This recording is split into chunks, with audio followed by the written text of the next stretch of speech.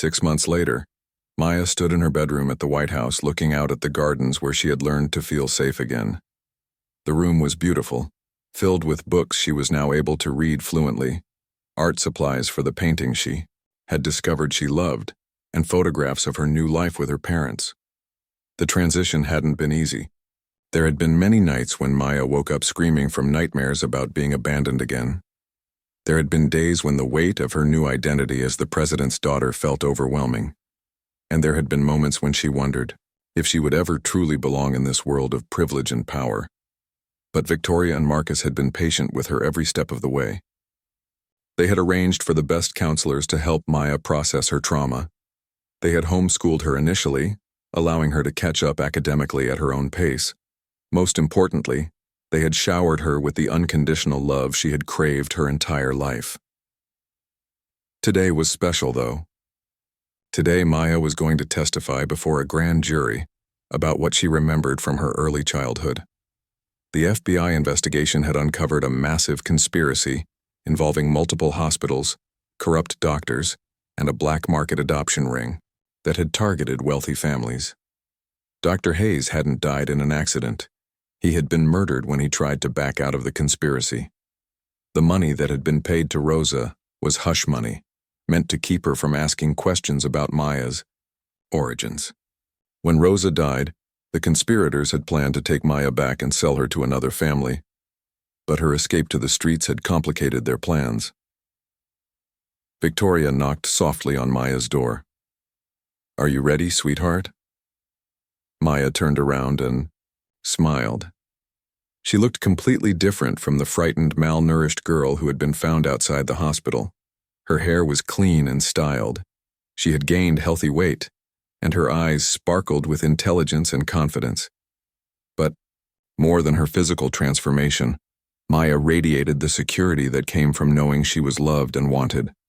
"I'm ready, Mom," Maya said, still savoring the word that had taken her months to say comfortably.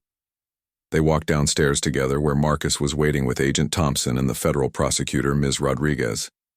"Maya," Ms. Rodriguez said, kindly, "I know this is difficult, but your testimony is crucial to making sure these people can never hurt another family the way they hurt yours." Maya nodded seriously. At 15, she had already lived through more trauma than most adults, but she had also developed a strong sense of justice. She wanted to make sure no other child would experience what she had been through. "I understand," Maya said. "I want to help other families find their children." The drive to the courthouse was quiet.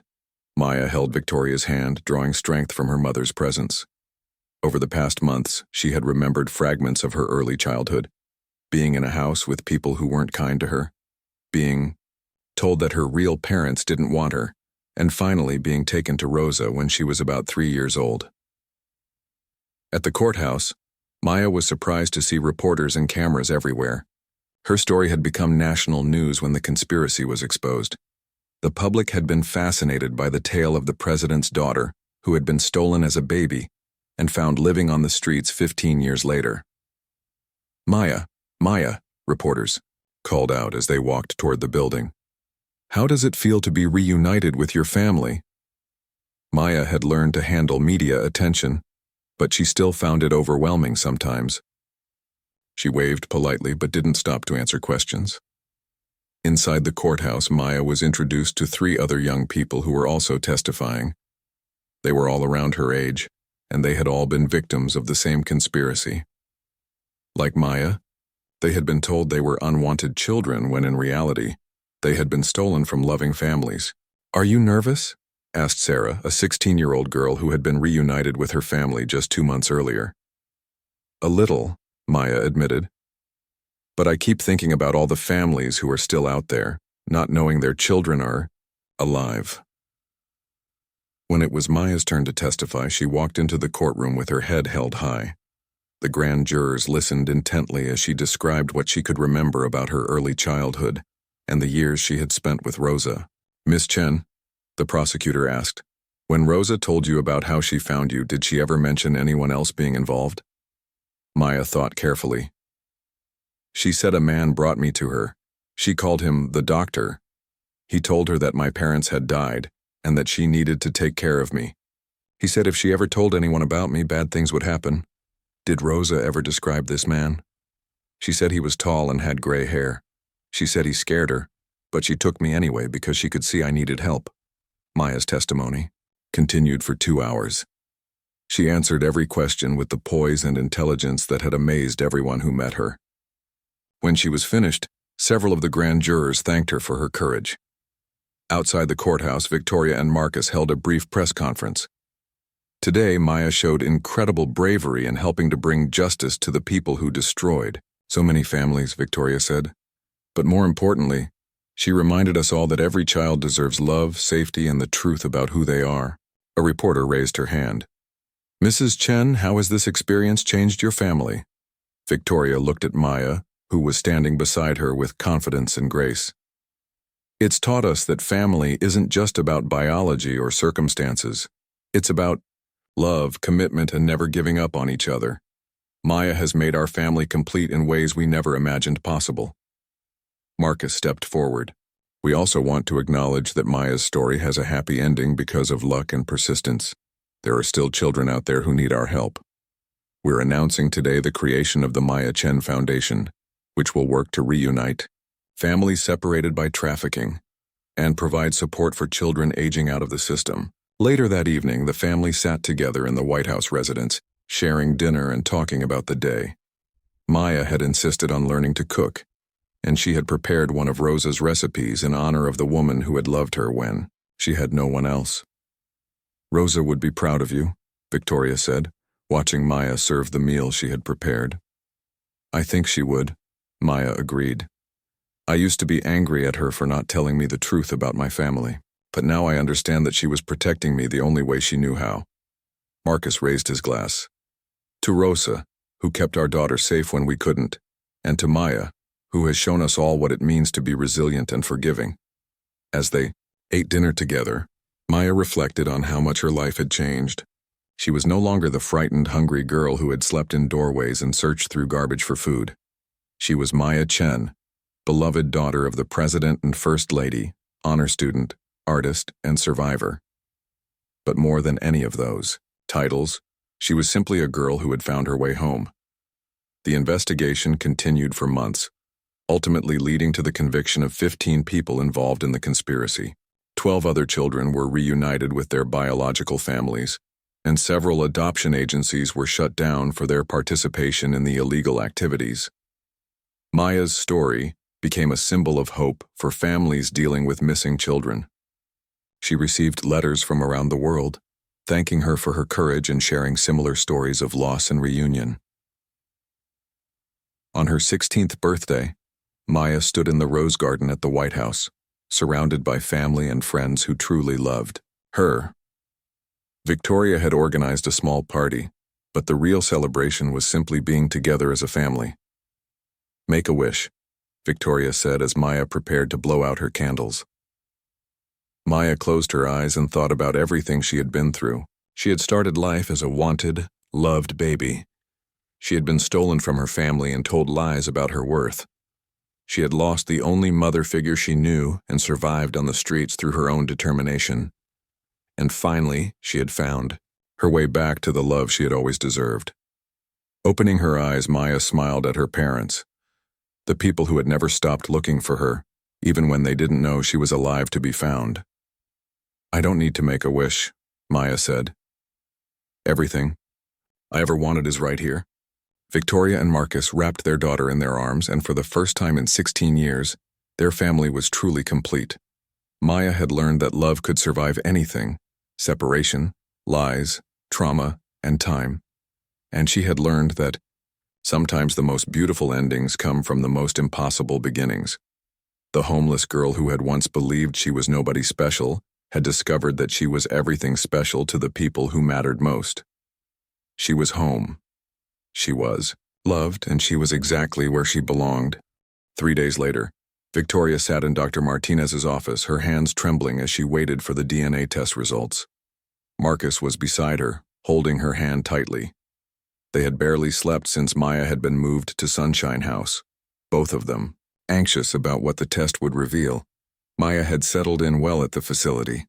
Victoria had visited her every day, and each visit had strengthened her conviction that this girl was her daughter. Maya was intelligent, funny, and incredibly brave despite everything she had endured. She had started working with a tutor and was already making remarkable progress with her reading. Dr. Martinez entered the office with a sealed envelope, his expression serious. Before I give you these results, I want you both to understand that whatever they show, this will change your lives forever. Victoria's heart was pounding so hard she could hear it in her ears. We understand, Doctor. Please just tell us. Dr. Martinez opened the envelope and looked at the results. His face showed surprise, then something that looked like amazement. The DNA test confirms it, he said quietly. Maya is your biological daughter. Victoria burst into tears, 15 years of grief and hope colliding in one overwhelming moment. Marcus sat stunned, staring at the doctor as if he hadn't heard correctly. You're certain? Marcus asked, his voice hoarse. Absolutely certain. The genetic markers are a perfect match. Maya is Victoria's daughter, which makes her your daughter too, Mr. President. Victoria stood up abruptly, needing to move, needing to do something with the energy coursing through her body. I have to tell her. I have to go to Maya right now and tell her who she is. Victoria, wait, Marcus said, standing to stop her. We need to think about how to handle this. We can't just walk in there and tell a 15-year-old girl that she's the president's daughter. She's not just the president's daughter, Victoria said fiercely. She's our daughter. She's the baby I held in my womb for 9 months, the child. I've mourned every day for 15 years. Dr. Martinez cleared his throat. If I may suggest, you might want to involve a child psychologist in this conversation. Maya has experienced significant trauma, and learning the truth about her identity could be overwhelming for her. Marcus was pacing now, his mind working through the implications. Dr. Martinez, we need your absolute guarantee that this information will remain confidential until we decide how to proceed. Of course, Mr. President, but you should know that I've been doing some research into Maya's medical history. The surgical scar I mentioned, I believe it was from the repair of a condition called pyloric stenosis. It's not uncommon in newborns, but it requires immediate surgery. Victoria turned around sharply. What are you saying? I'm saying that Maya's supposed death 15 years ago was actually her being taken for emergency surgery. Someone used that opportunity to fake her death and remove her from the hospital. The room fell silent as the full scope of the deception became clear. This wasn't a mistake or a case of switched babies. This was a deliberate, carefully planned kidnapping that had been covered up for 15 years. Who would do such a thing, Victoria whispered. Someone with access to the hospital, medical knowledge, and the ability to falsify records, Dr. Martinez said. This would have required multiple people working together. Marcus was thinking about the broader implications. Agent Thompson mentioned that Dr. Hayes, the physician who delivered Maya, died in a car accident 5 years ago. We need to investigate whether that was really an accident. Victoria felt a chill run through her. You think someone killed him to keep him quiet? I think we're dealing with people who were willing to steal a baby from her parents and fake her death. Killing someone to cover it up isn't beyond them. Dr. Martinez looked between them. There's something else. I contacted some colleagues at Metro General Hospital and asked them to look into the records from 15 years ago. 3 other babies were reported as having died from similar complications during that same period. All of them were children of wealthy or prominent families. Victoria sank back into her chair. You're saying this happened to other families too? It's possible. The pattern is too similar to be coincidental. Marcus was already pulling out his phone. I'm calling Agent Thompson. This is now a federal investigation into kidnapping, fraud, and possibly murder. While Marcus made his calls, Victoria sat with the weight of the truth settling over her. Maya had spent her entire life believing she was unwanted, that her parents had abandoned her.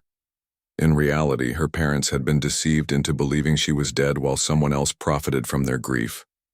Dr. Martinez, Victoria said, how do we tell Maya the truth? How do we explain that her entire life has been based on a lie? Carefully, he replied, and with professional help. I recommend starting slowly, perhaps by telling her that you've been looking into her background and have discovered she may have family who has been searching for her. Victoria's phone buzzed with a text message. It was from Mrs. Patterson at Sunshine House.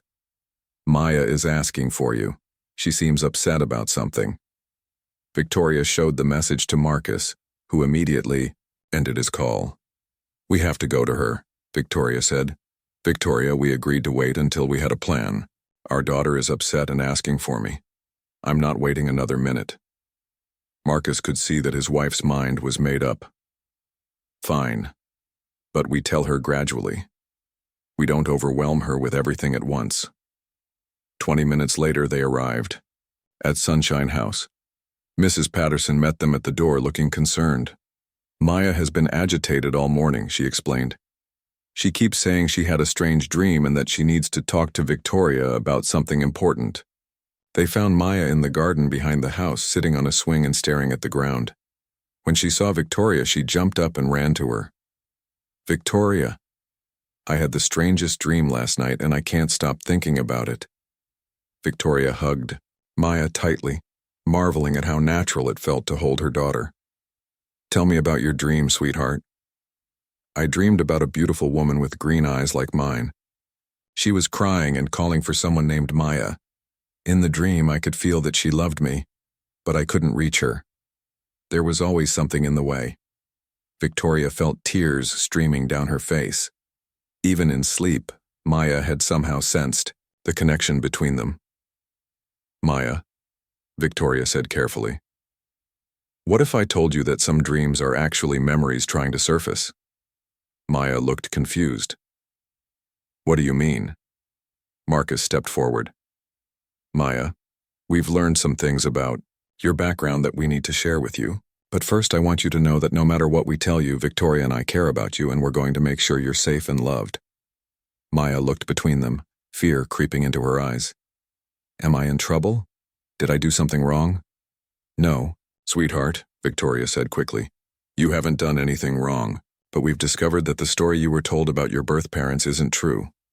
Maya sat back down on the swing, gripping the chains tightly. What do you mean? Victoria knelt in front of her. Maya, your parents didn't abandon you. Your parents have been looking for you your entire life, believing you were dead. Maya's eyes widened. My parents are alive? Victoria took a deep breath. This was the moment that would change everything. Maya, I'm your mother. You're my daughter. The baby I thought I lost 15 years ago. Maya stared at Victoria, her mind struggling to process what she was hearing. That's impossible. Rosa found me at a church. She said my parents couldn't take care of me. Rosa was told a lie, Marcus said gently. Someone took you from the hospital where you were born and made everyone believe you had died. Rosa thought she was helping an abandoned child, but she was actually helping to hide a kidnapped baby. Maya shook her head violently. No, that can't be true. If you were my mother, you would have found me. You wouldn't have let me live on the streets. Victoria's heart broke at the pain in Maya's voice. Sweetheart, I would have moved heaven and earth to find you if I had known you were alive. I grieved for you every single day. I never stopped loving you. Maya jumped up from the swing and backed away from them. You're lying. This is some kind of mistake. I'm nobody special. I'm just a street kid. You're not just anybody, Victoria said, standing up slowly. You're Maya Chen. You're our daughter, and you're the most precious thing in our lives. Maya's legs gave out and she sank to the ground, overwhelmed by the magnitude of what she was learning. Victoria immediately went to her, pulling her into her arms as Maya began to sob. I don't understand, Maya cried. Why would someone do this? Why would they take me away from you? We don't know yet, Victoria said, stroking Maya's hair. But we're going to find out. And we're going to make sure the people responsible are punished. Maya pulled back to look at Victoria's face. If you're really my mother, why do I remember being with Rosa since I was little? Because someone gave you to Rosa when you were about 3 years old, Marcus explained. Before that, you were probably with whoever took you from the hospital. Maya was quiet for a long moment, processing everything. Finally, she looked up at Victoria with those familiar green eyes. "Do you really want me?" she asked in a small voice. "Even though I'm not like other kids? Even though I've been living on the streets?" Maya sat on the hospital bed staring out the window at the city lights below. She had never slept in such a clean, warm place before, but she couldn't shake the feeling that it was all temporary. Good things never lasted long in her experience. She had been thinking about Victoria all evening. The elegant woman with kind eyes had promised to return, but Maya had learned not to trust promises from adults. Too many people had made promises they didn't keep. Still, there was something different about Victoria. When she looked at Maya, it wasn't with pity or disgust like most adults. It was with something Maya had rarely seen directed at her: genuine care and what almost looked like love. A soft knock on the door interrupted her thoughts. Nurse Patricia peeked in. "Maya, you have visitors. The lady from earlier is back, and she brought someone with her." Maya's heart leaped. Victoria had kept her promise. But then she felt nervous. Who had she brought with her? Victoria entered the room first, followed by a tall man in an expensive suit. Maya recognized him immediately. She had seen his face on television screens in store windows. It was the president. Maya shrank back against the pillows, suddenly afraid. Presidents were powerful people who could make her disappear if they wanted to. Why would Victoria bring him here? "Hello, Maya," Victoria said softly, approaching the bed slowly. "I promised I would come back." "You brought the president," Maya whispered, her eyes wide with fear. Marcus stepped forward, his expression gentle. "Hello, Maya. My name is Marcus. Victoria told me about meeting you today, and I wanted to see how you were doing." Maya looked between them, confused. "Are you married to each other?" Victoria smiled. "Yes, we are." "So you're the president's wife?" Maya's voice was barely audible. "Why would the president's wife care about someone like me?" Victoria sat on the edge of the bed. "Because you're not someone like you. You're Maya. You're important. You matter." Maya had never heard anyone say she mattered before. The words made her chest feel tight with emotion she didn't know how to process. Marcus pulled up a chair. "Maya, Victoria told me you've been living on the streets for 2 years. That must have been very difficult." Maya nodded, still wary of him. "I managed okay. Rosa taught me how to survive before she died." "Tell me about Rosa," Marcus said gently. As Maya began to talk about the woman who had raised her, Marcus found himself studying the girl's features. Even in the harsh hospital lighting, the resemblance to Victoria was striking. The shape of her eyes, the curve of her jaw, even the way she gestured with her hands, it was all familiar. "Rosa said my real parents couldn't take care of me," Maya was saying. "She said that sometimes parents have to make hard choices to keep their children safe." Victoria felt tears forming in her eyes. If Maya was her daughter, then Rosa had been kinder to the child than whoever had orchestrated the deception. At least Rosa had given Maya love and a sense of belonging. "Maya," Victoria said carefully, "has anyone ever told you anything else about your birth parents? Any details at all?" Maya shook her head. "Rosa said it was better not to know. She said some truths are too painful to carry around." Marcus and Victoria exchanged glances.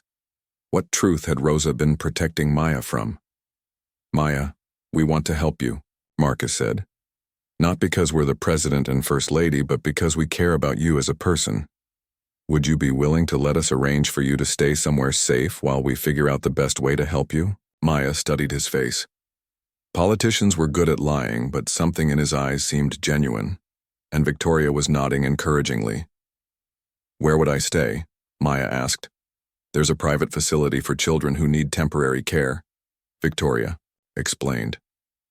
"It's not like the group homes you mentioned. It's small, comfortable, and the staff is very kind. You would have your own room, regular meals, and access to tutors if you want to start learning." "And you would visit me there?" Maya asked. "Every day," Victoria promised.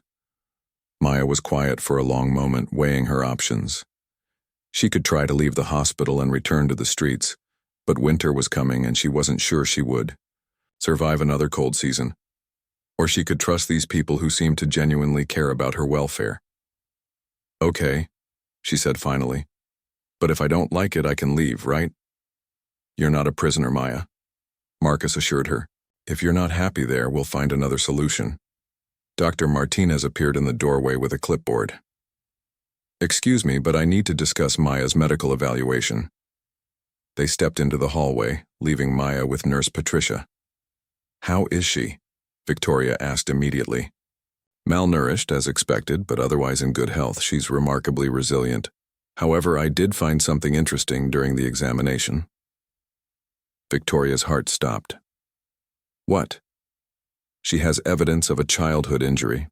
A small scar on her abdomen that suggests surgical repair of what was likely a congenital condition. Based on the size and placement, I would guess it was repaired when she was very young, probably as an infant." Victoria grabbed Marcus's arm. "She had surgery as a baby?" "It appears so. The scar is very faint, but it's definitely there. It would have been performed by a skilled pediatric surgeon." Marcus was thinking fast. "Dr. Martinez, is there any way to find out what hospital performed this surgery?" "It would be difficult without medical records, but if you could provide me with the child's birth information, I could make some inquiries." Victoria looked at her husband. They both knew that Maya's birth information was supposedly in a death certificate that claimed she had died 15 years ago. "Doctor," Marcus said, "we may have some sensitive information to share with you tomorrow. For now, please keep all of Maya's medical information strictly confidential." Back in the room, Maya was looking through a children's book that Nurse Patricia had brought her. She was struggling with some of the words, but she was trying hard to read. "Rosa tried to teach me," Maya explained when Victoria sat beside her, "but she didn't read very well herself. She said education was important, though. She said smart people have more choices in life." "Rosa was right," Victoria said. "And you're clearly intelligent, Maya. With the right help, you could learn anything." "You wanted to learn?" Maya looked up at Victoria with hope in her eyes. "Do you really think so? Sometimes I feel so stupid because I can't read like other people." "You're not stupid," Victoria said firmly. "You just haven't had the opportunities that other children have had. That's not your fault." Marcus watched the interaction between his wife and Maya, and he found himself beginning to believe that Victoria might be right. The connection between them was undeniable, and Maya seemed to respond to Victoria in a way that suggested some deeper bond. "Maya," he said, "tomorrow, we're going to take you to the place Victoria mentioned. It's called Sunshine House, and it's run by a very nice woman named Mrs. Patterson. She's helped a lot of children in situations similar to yours." "Will I be able to call you if I get scared?" Maya asked Victoria. Victoria reached over and took Maya's hand. "You can call me anytime, day or night. I'll give you my personal phone number." Maya squeezed Victoria's hand, and Victoria felt that familiar jolt of recognition and love. This child belonged to her. She was certain of it. As they prepared to leave, Maya called out to them, "Victoria, Marcus, thank you for not giving up on me." Walking back to their car, Marcus was quiet. Finally, he spoke. "She has your eyes," he said simply. "I know. And your stubborn streak. Did you see how she questioned everything we said?" Victoria smiled through her tears. "She's been taking care of herself for 2 years, Marcus. Of course, she's learned to be cautious. Victoria, if the DNA test proves she's our daughter, we're going to have to find out who did this to our family, and we're going to have to decide whether to go public with the truth." Victoria looked back at the hospital where Maya was sleeping safely for the first time in years. If she's our daughter, then she deserves to know who she really is. Victoria sat in her private office at the White House staring at the phone. She had been home for 3 hours, but she couldn't stop thinking about Maya. The girl's face haunted her thoughts, and every instinct told her that she had found her lost daughter. Marcus walked in, loosening his tie after a long day of meetings. "How was the hospital visit?" The press seemed happy with the coverage. Victoria looked up at her husband. After 20 years of marriage, she could read his moods perfectly. He was tired, stressed from dealing with Congress, and probably not, in the mood for what she was about to tell him. "Marcus, we need to talk about something important." He sat down across from her, immediately sensing the seriousness in her tone. "What's wrong?" "At the hospital today, I met a homeless girl. Her name is Maya, and she's about 15 years old." Marcus waited for her to continue, not understanding why this required a serious conversation. "I think she might be our daughter," Victoria said quietly. The color drained from Marcus's face. "Victoria, what are you talking about? Our daughter died 15 years ago. You know how hard that was for both of us. I know what we were told, but this girl, Marcus, she looks exactly like me. Same eyes, same facial structure, even the same birthmark on her wrist. And she's the right age." Marcus stood up and began pacing. "Victoria, you can't do this to yourself. We grieved for our daughter. We moved on. You can't create connections that don't exist just because you want them to be true." "I've ordered a DNA test," Victoria said firmly. Marcus stopped pacing and stared at her. "You did what?" "Dr. Martinez is running the test. We'll have results in a few days." "Victoria, this is insane. Do you understand what you're suggesting? That someone faked our daughter's death and then what? Sold her, gave her away? The implications are enormous." Victoria stood up to face her husband. "I know how it sounds, Marcus, but I've never been more certain of anything in my life. That girl is our daughter." Marcus ran his hands through his hair, a gesture Victoria recognized as his way of dealing with overwhelming stress. Even if, and I mean if, there was some incredible mistake 15 years ago, how would this particular child end up outside that specific hospital on the exact day you happened to be visiting? "I don't know," Victoria admitted. "Maybe fate, maybe coincidence, maybe someone wanted her to be found. Or maybe you're a grieving mother who sees what she wants to see," Marcus said gently, but his words stung. Victoria felt anger flare up inside her. "Don't patronize me, Marcus. I know the difference between wishful thinking and reality. I held that girl's hand today, and I felt something I haven't felt in 15 years. Like I was touching my child." Marcus sat back down and took Victoria's hands in his. "Honey, I understand, I really do. But you have to consider what this could mean for our family, for my presidency. If word gets out that the First Lady has found a homeless girl she believes is her daughter, the media will have a field day. So you're more worried about your political career than about the possibility that our daughter has been living on the streets?" Victoria pulled her hands away. "That's not what I said. And you know it. I'm worried about you. I'm worried about this girl, whoever she is. And yes, I'm worried about the consequences of making claims we can't prove." Victoria walked to the window and looked out at the White House gardens. "Her name is Maya, Marcus. The name I chose for our daughter before she was born. The name you said you loved." Marcus was quiet for a long moment. Victoria could see his reflection in the window, and she watched him struggle with the implications of what she was telling him. "If the DNA test proves she's not our daughter, will you accept that?" he asked finally. "Yes," Victoria said. "But if it proves she is our daughter, will you accept that someone orchestrated the most cruel deception imaginable?" Before Marcus could answer, there was a knock on the office door. Agent Thompson entered. "Mr. President, Mrs. Chen, I need to brief you on a security concern." Victoria turned around, fear immediately gripping her. "Is it Maya? Is she safe?" Agent Thompson looked confused. "Maya, ma'am? The homeless girl from the hospital," Marcus explained. "Oh, the girl you helped today. Actually, sir, that's part of what I need to discuss with you. We ran a background check on her, as we do with anyone who has extended contact with the First family." Victoria's heart started racing. "What did you find?" "It's what we didn't find that's concerning, ma'am. There's no record of this girl anywhere.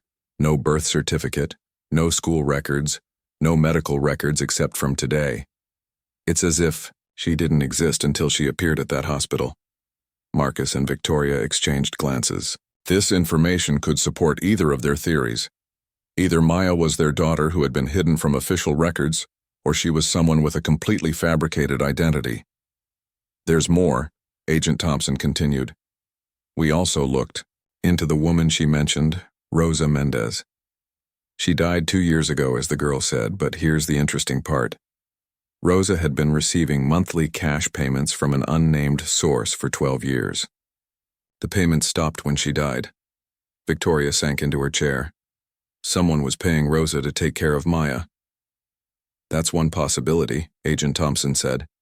But we need to consider that this could be part of an elaborate scheme to get close to the first family. The timing of her appearance at the exact hospital you were visiting is suspicious. Marcus leaned forward. Are you suggesting this girl is part of some kind of plot? I'm not suggesting anything specific, sir. I'm just pointing out that the circumstances are highly unusual. A girl with no official identity appears at the right place at the right time with a story that would naturally appeal to Mrs. Chen's maternal instincts. Victoria felt a chill run down her spine. Was it possible that Maya was being used as a pawn in some larger scheme? But then she remembered the girl's eyes, her genuine hunger, her obvious fear and vulnerability. Those things couldn't be faked. Agent Thompson, Victoria said, I want you to investigate Dr. Richard Hayes. Both men looked at her in surprise. Dr. Hayes was the physician who delivered our daughter 15 years ago, Victoria explained to Marcus. He was the one who told us she had died. If Maya is our daughter, then Dr. Hayes was either incompetent or complicit in the deception. Mrs. Chen, Agent Thompson said carefully. Dr. Hayes died in a car accident 5 years ago. The room fell, silent. Victoria felt as if the ground was shifting beneath her feet. Every answer seemed to lead to more questions. I want you to find out everything you can about that car accident, Victoria said. And I want to know who else was involved in our daughter's birth and death. Marcus stood up. Victoria, you're talking about investigating the death of a doctor, based on nothing but a hunch about a homeless girl. I'm talking about investigating the possible kidnapping and cover-up involving our child, Victoria shot back. Agent Thompson cleared his throat. There is one more thing. The girl is asking for you, Mrs. Chen. She seems agitated and won't let the hospital staff near her. She keeps saying she wants to talk to the nice lady who promised to come back. Victoria immediately stood up. I have to go to her. Victoria, it's 10 o'clock at night, Marcus said. I don't care what time it is. I promised her I would come back. Marcus could see that his wife's mind was made up. Fine. But I'm coming with you. If this girl is somehow connected to our family, then I need to meet her. As they prepared to leave for the hospital, Victoria felt a mixture of hope and fear. In a few days, the DNA results would either confirm her deepest hope or shatter her heart all over again. But regardless of what the test revealed, she was already emotionally invested in Maya's well-being. The girl had spent 2 years surviving on the streets after losing the only mother figure she had ever known. She was alone, scared, and vulnerable. Even if Maya wasn't her biological daughter, Victoria was determined to help her. But deep in her heart, Victoria knew that the DNA test would only confirm what she already believed. Maya was her daughter, the baby she had mourned for 15 years, the child she had never stopped loving. The question that haunted her now was whether Maya would be able to accept Victoria as her mother after a lifetime of abandonment and betrayal, and whether Victoria would be strong enough to handle the truth about what had happened to her daughter all those years ago. As their motorcade headed toward the hospital, Victoria stared out the window at the city lights and wondered how many other families had been destroyed by whoever was responsible for this deception. And she wondered if she would ever be able to forgive herself for not searching harder for the truth 15 years ago. Victoria guided Maya through the hospital's side entrance, avoiding the main lobby where reporters were still waiting. Her mind was racing with possibilities and fears. She needed to think clearly, but her heart was pounding with the growing certainty that this girl was her daughter. Dr. Martinez appeared around the corner looking flustered. Mrs. Chen, the press is asking where you've gone. They're getting restless. Please tell them I'll be with them shortly, Victoria said, her voice steady despite the turmoil inside her. First, I need to ensure this child receives medical attention. Maya stayed close to Victoria, overwhelmed by the clean, bright hospital environment. She had been inside hospitals before, usually when security chased her out, but never as a welcome guest. The antiseptic smell made her nervous. "I'm not sick," Maya said quietly. "I don't need doctors." Victoria knelt down beside her.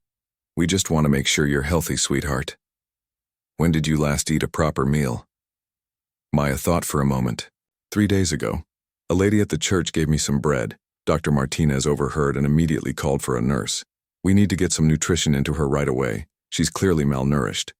As they moved Maya to a private room, Victoria couldn't stop staring at her. Every gesture, every expression seemed familiar. The way Maya tucked her hair behind her ear was exactly what Victoria did when she was nervous.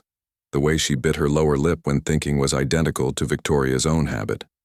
Nurse Patricia brought Maya a sandwich and some juice.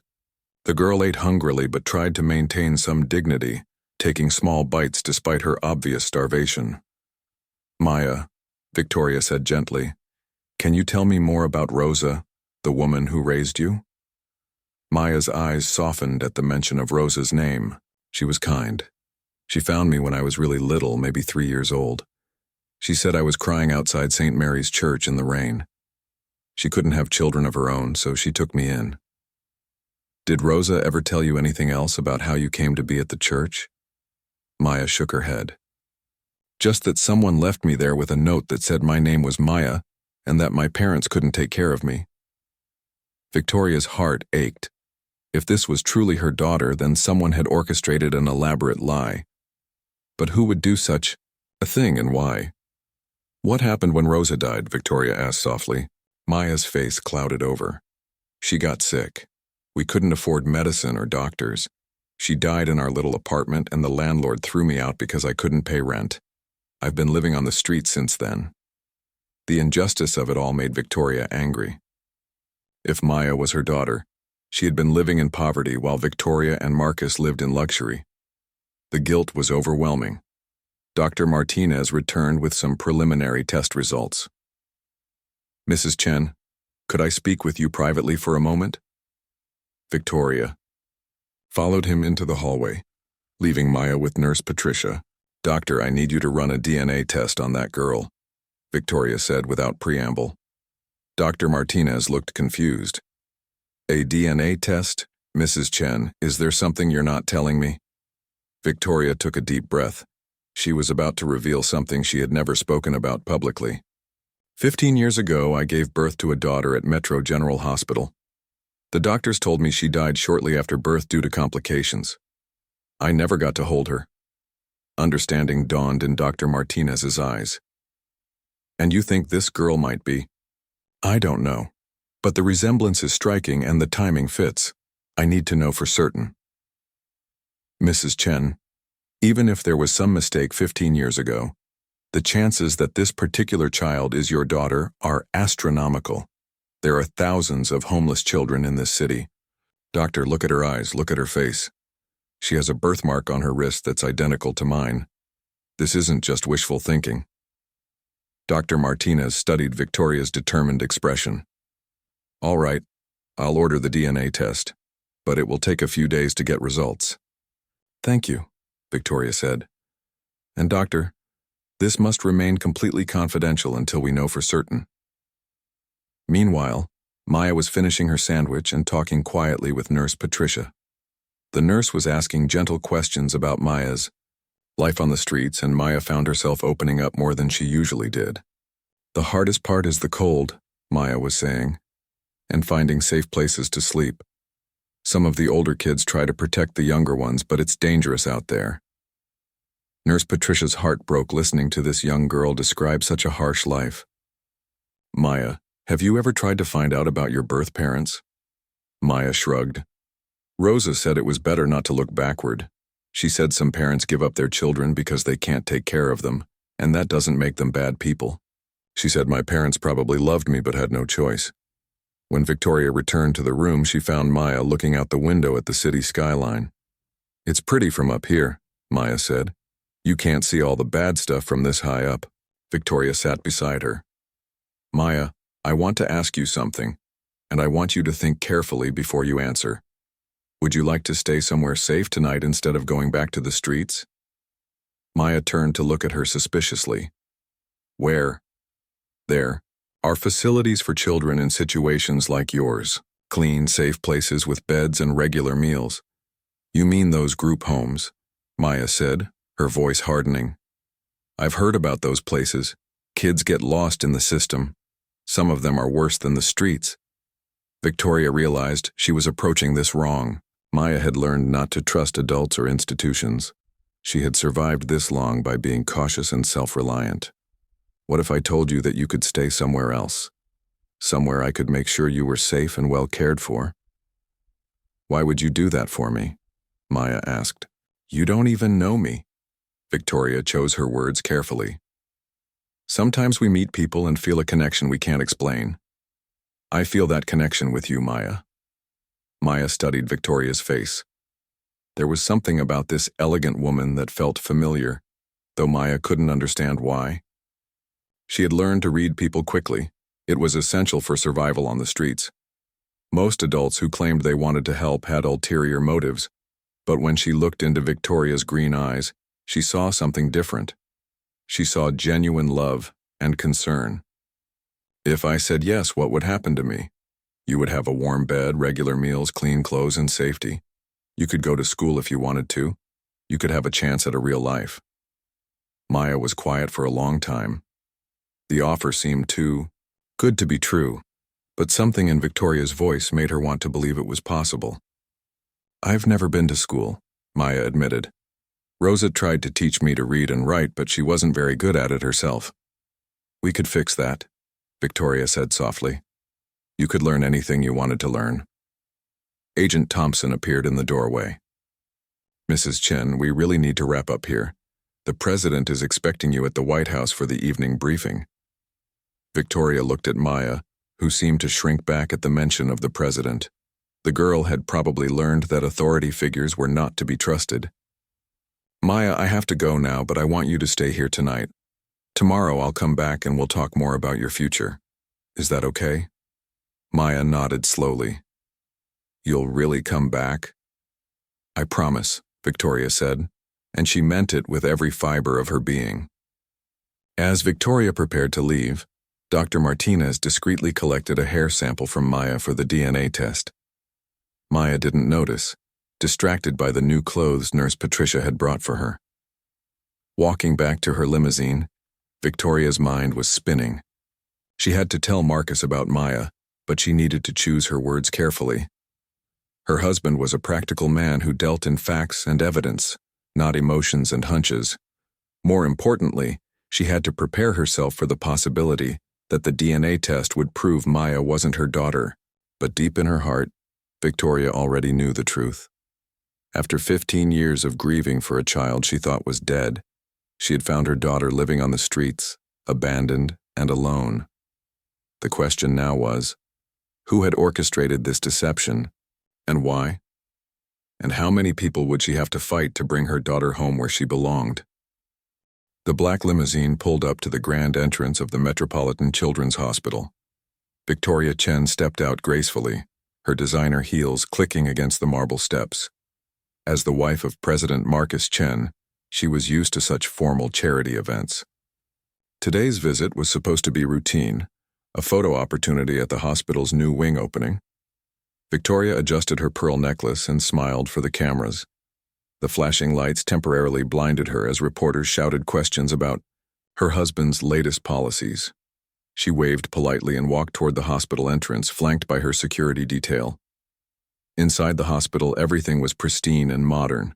The walls gleamed white, and the floors sparkled under the fluorescent lights. Victoria was greeted by Dr. Martinez, the hospital director, who seemed nervous about hosting such an important guest. Mrs. Chen, thank you so much for coming today. Your presence here means everything to our young patients, Dr. Martinez said, extending his hand. Victoria shook it warmly. It's my pleasure, Doctor. Children's welfare has always been close to my heart. They began the tour, moving through different wards. Victoria stopped to talk with several young patients, bringing them small gifts and offering encouraging words. The cameras followed her every move, capturing what would become tomorrow's headlines about the First Lady's compassionate visit. As they walked toward the pediatric cancer ward, Victoria noticed a commotion near the hospital's side entrance. Through the large windows, she could see a small figure huddled near the dumpsters behind the building. It was a young girl, maybe 12 or 13 years old, wearing torn clothes and looking desperately thin. "Doctor, who is that child outside?"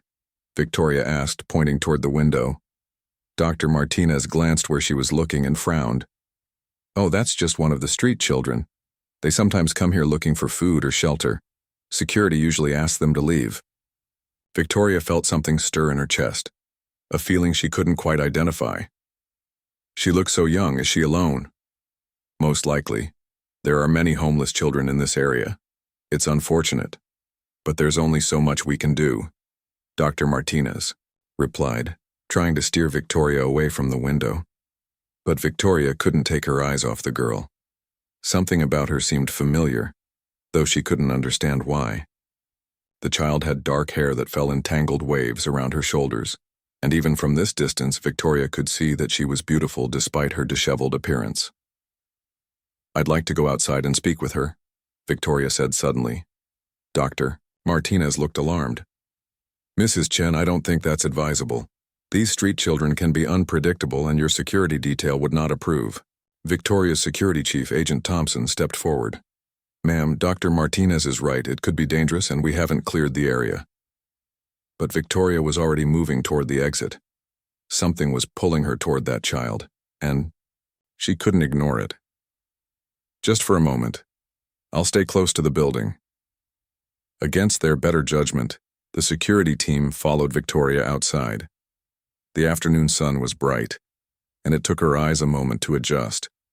The homeless girl was still there, sitting with her back against the hospital wall, her knees drawn up to her chest.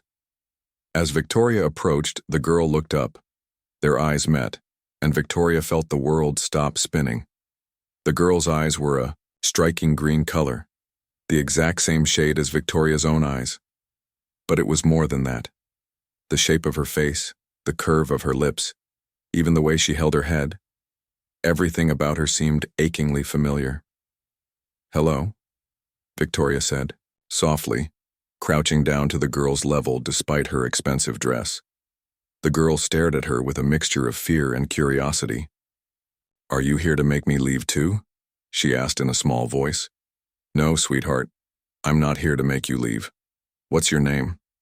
The girl hesitated. "Maya." Victoria's heart skipped a beat. Maya, the name she had chosen for her own daughter, the baby she had lost 15 years ago, the baby who had supposedly died in the hospital shortly after birth. "Maya," Victoria repeated, her voice barely a whisper. "That's a beautiful name. Are you hungry, Maya?" The girl nodded slowly. Victoria could see that she was severely malnourished. Her clothes were dirty and torn, and her shoes had holes in them. "Where are your parents, honey?" Victoria asked gently. Maya's expression darkened. "I don't have parents. I live on the streets." "How long have you been living on the streets?" "Always," Maya replied. "As long as I can remember." Victoria felt tears forming in her eyes. This child couldn't be more than 15 years old, which meant she had been homeless for most of her life. The timing made Victoria's heart race with an impossible hope. "Maya, do you know anything about where you came from? About your birth?" The girl shook her head. "An old woman named Rosa found me when I was little. She said I was abandoned at a church. Rosa took care of me until she died, 2 years ago. Since then, I've been on my own." Victoria's hands were trembling now. 15 years ago, she had given birth to a daughter at Metro General Hospital. The doctors had told her that the baby had died due to complications during delivery. She had never even gotten to hold her child. The grief had nearly destroyed her marriage to Marcus, who was then just a senator. But looking at Maya now, Victoria began to wonder if everything she had been told was a lie. The resemblance was too strong to be coincidental. This girl had her eyes, her facial structure, even her stubborn chin. "Mrs. Chen," Agent Thompson called out, "we really need to get back inside. The press is waiting." Victoria looked up, having forgotten about the hospital tour, the cameras, and everything else. In a moment, she called back.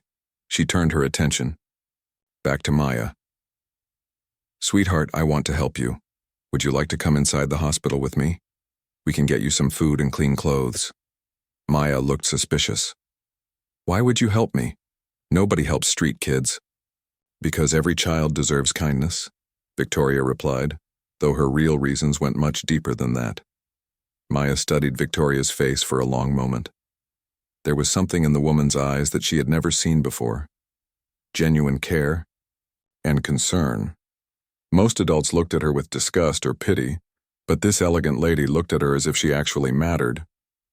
Okay, Maya said quietly. But if this is some trick, I'll run. Victoria smiled through her tears. No tricks, I promise. As Victoria helped Maya to her feet, she noticed a small birthmark on the girl's wrist. A crescent-shaped mark that was identical to one Victoria had on her own wrist. Her breath caught in her throat. This wasn't just a coincidence, this couldn't be a coincidence. After 15 years of believing her daughter was dead, Victoria was beginning to suspect that Maya might be the child she had never stopped mourning. The questions flooded her mind as they walked toward the hospital entrance together. How had Maya ended up on the streets? Who had lied about her daughter's death? And most importantly, how was she going to prove that this homeless girl was actually the daughter of the President of the United States?